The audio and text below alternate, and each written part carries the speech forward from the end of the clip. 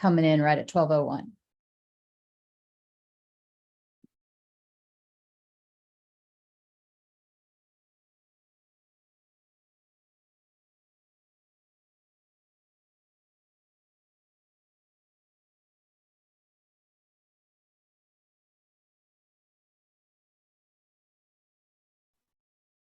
All right, well, I'm going to go ahead and start. My name is Suri Deitch, and I'm Dean of the Tulane School of Professional Advancement. And I'm glad to welcome you to this session today to learn some more about our graduate programs. If you're able to turn on your video, that's great, but we completely understand if you can't. But if you would also, if you see the chat at the bottom of the screen, it would be great to know your name, where you're calling in from, and which program you're interested in. It'll give us a sense of who we have here today. So again, if you can write in the chat your name, where you're calling in from, and the program that you're interested in, that would be great. And thanks, Richard, for getting us going. So this is a general webinar about graduate admissions at SoPA, as we call it. We have program-specific sessions where you can meet directly with the program faculty and learn about the details of the curriculum and careers in that particular field and all of that. This is to give you more sort of a general sense of the school and again, how our admissions process works. So thanks for those who put their contact, who put their name, their city, and the program they're interested in the chat. So just for a little bit of background, Tulane SoPA, again, as we call it, is a school at Tulane that focuses on working adults and applied learning that's relevant to the workplace. We offer bachelor's and master's degrees and certificate programs, mostly online, but in New Orleans on campus as well. And we, as you can see from the slide, we have a long history. So going all the way back to the 1850s, when our predecessor school was created to help young white men at that time get ready for going to medical school and law school. And then, as it says on the slide, we started offering classes in actually teacher education and the construction trades in the 1880s. So a long history. We teach in a way that is recognizes and acknowledges the history, but it is very much 21st century. So in the next slide, we'll just give you an overview of what we're going to cover in this session. So I'm going to talk about online education, talk a little bit about our programs and faculty, although not in depth, like I said, student support and success and the supports that we provide to you as a student. And then Sheila is going to take over and talk about important things like tuition and financial aid and the admissions timeline and process. So just to start out, today is Thursday. Fall semester 2022 kicked off this past Monday. And so we have students all over North America, some overseas, who are in our classes, again, some on ground on campus in New Orleans, but largely learning online. And the online learning model that we've developed at SoPA is one that we feel is consistent with the quality that you would expect from Tulane, is flexible in the sense that it's one that our students who are often working, many of whom have families and other kinds of obligations, can navigate successfully, and exceptionally high quality and interactive. So we use a mix of what's called synchronous and asynchronous learning. Synchronous means sessions like this one, where everyone is on at the same time. That is typically every 4 weeks, every 3 to 4 weeks in your class. You have a schedule in advance that tells you when those sessions are. So you can schedule them into your personal day, and they're also recorded, because once in a while someone has something that comes up and they need to view the session later. That's synchronous sessions. And then most of the work is done asynchronously, which means that you are doing assignments, you are reading, you are watching videos and interacting with other kinds of media on your own schedule. And you are having discussions online. We have a structure for discussion boards and discussions amongst students and with the faculty.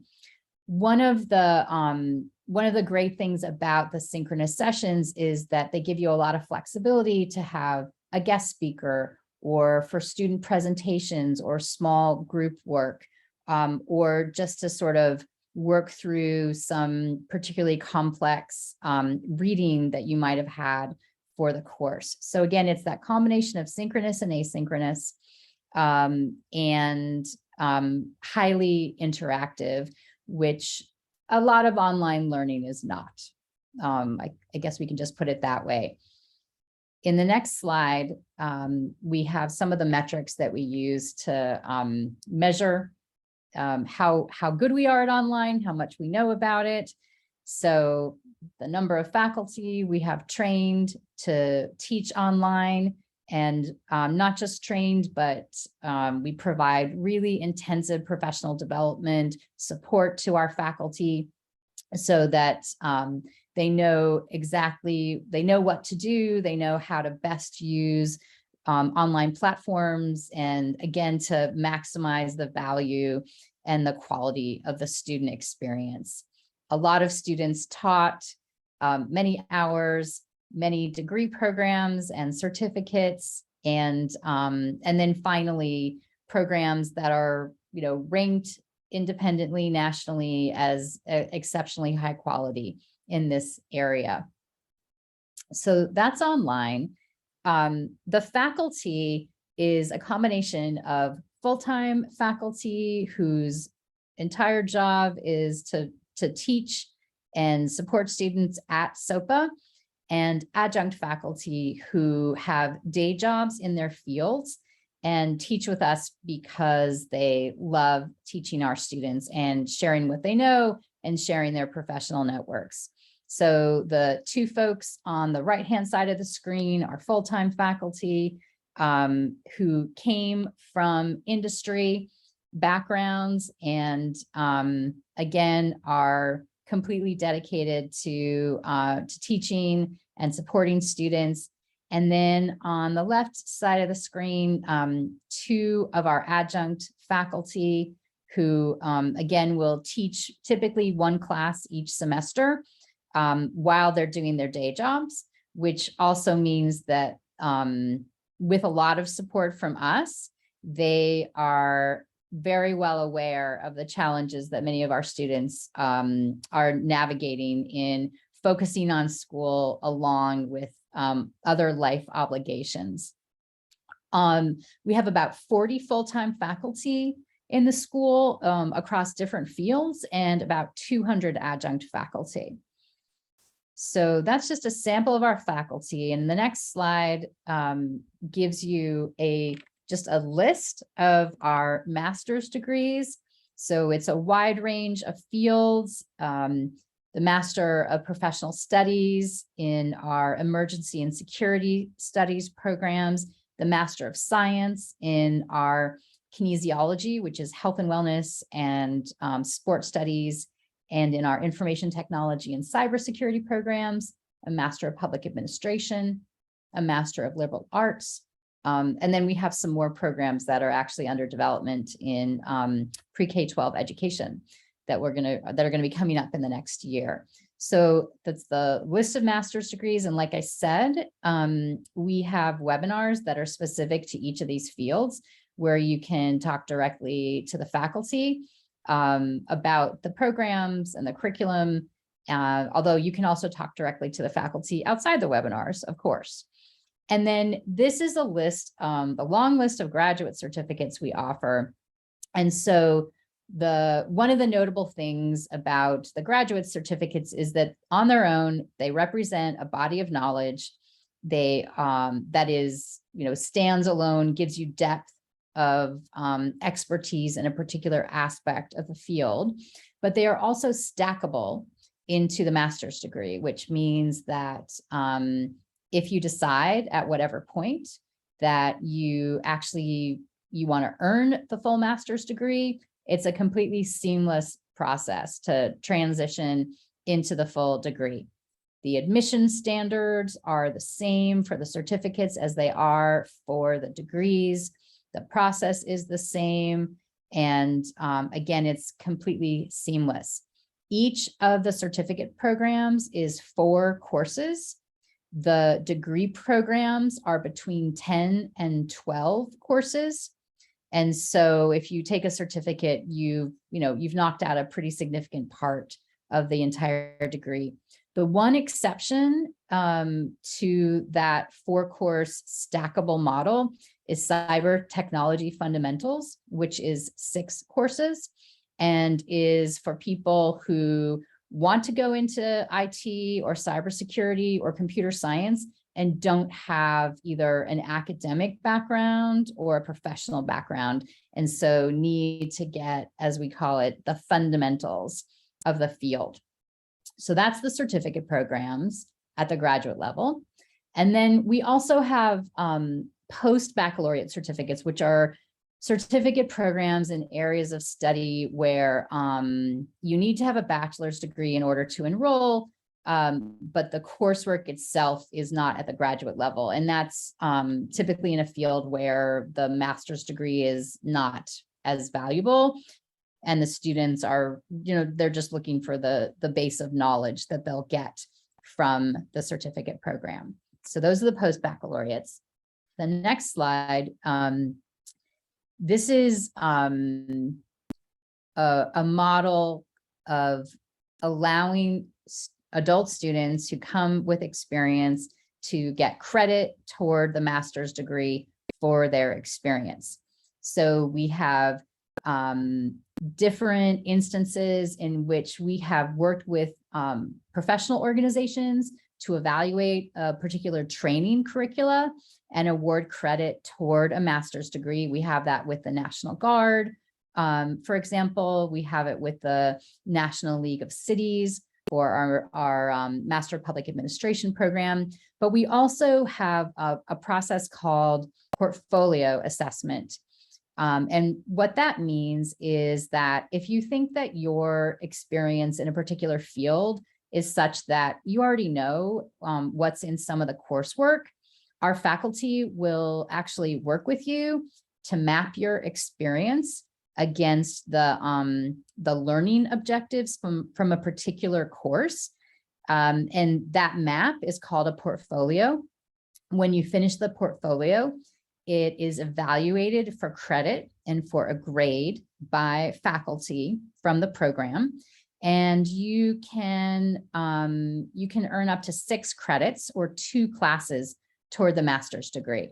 So saving money, saving time, and also not having to take courses in content that you already know. I think that's one of the biggest things.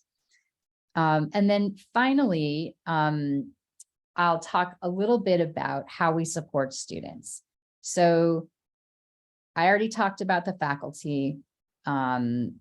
We are, I've used the word interactive a few times. We are a school where there are strong relationships between students and faculty and staff. The fact that I'm the dean of the school and I'm on this session is one way in which we demonstrate that. And the faculty who almost all come from industry, have industry backgrounds, and have really strong connections, whatever their history is with their fields, are very much focused on helping students to expand their own professional networks and making connections for students. But we also have a dedicated career advisor at the school who specializes in helping adult students translate their experience into their next professional steps, which could mean, resumes, LinkedIn profiles, elevator speeches, if people use that phrase anymore. I know we don't ride in as many elevators as we used to, but we have that dedicated career advisement. And then we also have highly experienced academic advisors who are assigned to each of our students, who will help you with figuring out what classes to take, when, navigating any challenges you might have that can come up, because that happens sometimes, whether it is a hurricane, as happened a little under a year ago at SoPA, or sometimes we have students who are in the reserves and they'll get deployed or have a job change or a sick family member, whatever the case might be. The focus of the academic advisor is to work closely with you to figure out how to keep you on track toward your degree or your certificate while you're dealing with whatever your challenge might be. And I'd say it's not only the academic advisors who do that, it's also the faculty. We always tell students that our focus is on helping you be successful academically. And so we will be flexible about deadlines. We will work with you to figure out how to, again, fit school and your life together. We will not compromise on the quality of what we expect of ourselves and of you. But we will be flexible in many ways because we understand what our students are navigating, and we want you to be successful academically and be able to achieve whatever it is you're hoping for from your program. So with that, I will hand things off to my colleague, Sheila Gold, to talk through the rest of this presentation. And thanks for your time. Thank you, Suri. So just a little bit about our tuition and our application process. Oh, we're going to move back on the slides a little bit. Can we go back 2 more? All right, so a little bit about our affordability. Our classes are 3 credit hours each on the graduate level. And for this current semester, they are $1,158 per credit hour. I always like to let students know that we cap our fees. We do not add a lot of additional fees on top of our tuition rate. And that's a really important thing to look at when you're comparing schools. There are schools out there that publicize their tuition rate, but when you also add on the fees, it can almost double what you pay per semester. That is not the case at SoPA. So please keep that in mind as you're comparing other schools. We're very intentional about that. With that said, most of our students do apply for some sort of financial assistance in the form of either grants or loans. We tell all students when applying to our university, please also fill out the FAFSA form. That's the federal form for financial aid. That process can take several weeks and requires several additional pieces of information. So don't wait until the end of the application process. We always encourage students to start that process early. We are very proudly a yellow ribbon school. We do support active military and veterans. So if you're interested in that benefit, we do offer that. And then we offer several 20% discounts to various types of students, active duty and military, like I mentioned, active and retired safety personnel, first responders, firefighters, policemen. If you are a graduate of a minority serving institution like an HBCU, we also offer a 20% tuition discount. And if you were a Phi Theta Kappa member, we also offer a 20% tuition discount. Another way that you can save time and tuition towards your degree is the credit for prior learning program that Suri mentioned in the previous slide or 2 slides before this. Next slide, please. So a little bit about our application process. Our application is a online application. You can go to our website at sopa.tulane.edu, and at the top of the page, you'll see a button that says apply. Just go ahead and click that, and you will find our application there. There are several elements to our application at the graduate level. The first one is a $50 application fee that will be automatically waived because you attended this webinar. We appreciate you attending and taking time out of the middle of your day. So we will, as a thank you, waive that fee. If you have already submitted your application and paid that fee, thank you, Amanda. If you have already paid the fee, go ahead and email me and I can refund that fee for you. We also require a copy of a valid government ID. For most people, that's as easy as using your phone and taking a picture of your driver's license and uploading it. You can also use a passport photo if you have that, if that's easier. We will require transcripts from any school from which you've received academic credits. So you will need to send those to us either electronically or via the US Postal Service. Electronic is a little bit faster and easier. So you can go ahead and send those. We do not require the GRE for admission into our graduate program. Usually that's good news to many people. And then many of our graduate applications will require a written portion.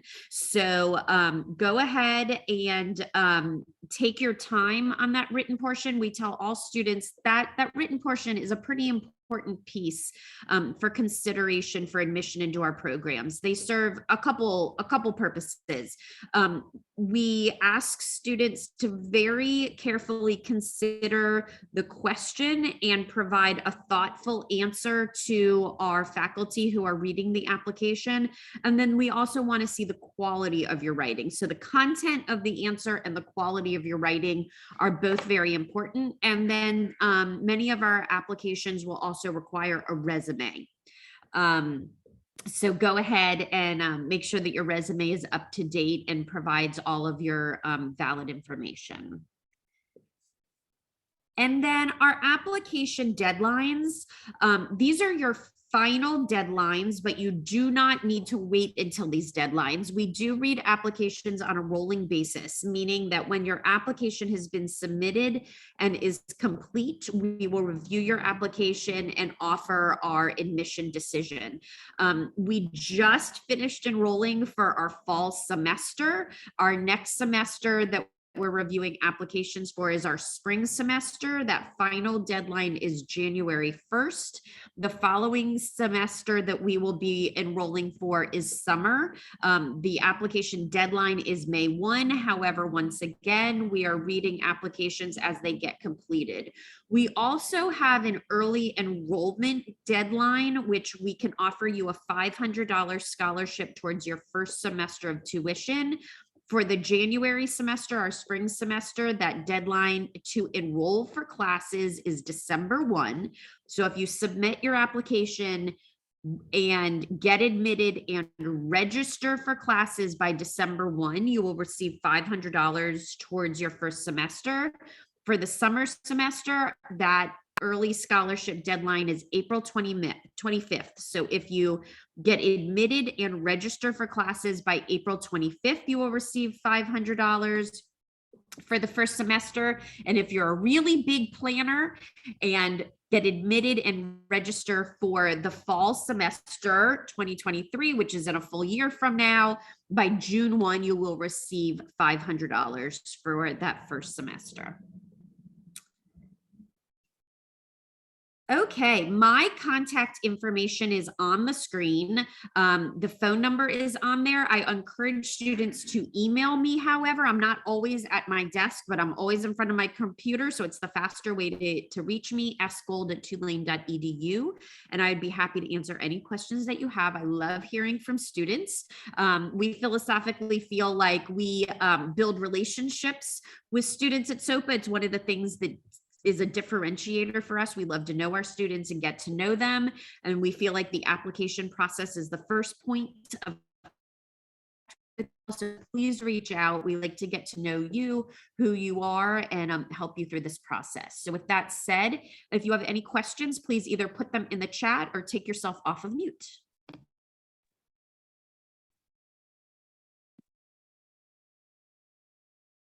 Thanks, Sheila.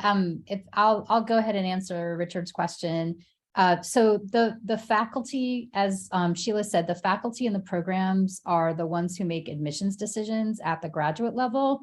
And so the faculty are the ones who decide what the questions are. I mean, it's nothing that would be very surprising to you, but for example, in public administration, it's going to be a question about, why are you interested in this field? What's your plan for how you're going to use your degree?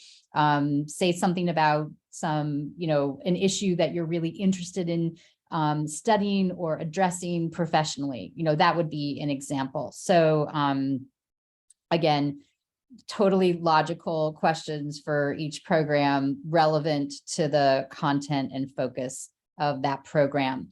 There may or may not be an interview with the faculty before an admissions decision is made. The faculty sort of make that decision based on the content of your application. They may have a question for you and want to have an interview, or in some cases, they may feel like they need more information before they can make the decision about whether or not to admit you. So I'd say maybe about 25% of applicants end up having an interview. So it's not always part of the process. Are there any other questions that people have? Well, so feel free to put any more questions you have into the chat. You'll be getting a follow-up email from Sheila that will again give you her contact information. It will also have a link to this recording in case you want to watch it again. And we look forward to getting to know you as part of this process. And like Sheila said, really appreciate you taking time out of your days to spend with us in this middle of the day in New Orleans and other times of day in other parts of the United States and the rest of the world. So thanks again for joining us. And we look forward to hearing from you. Have a good rest of your day, everyone.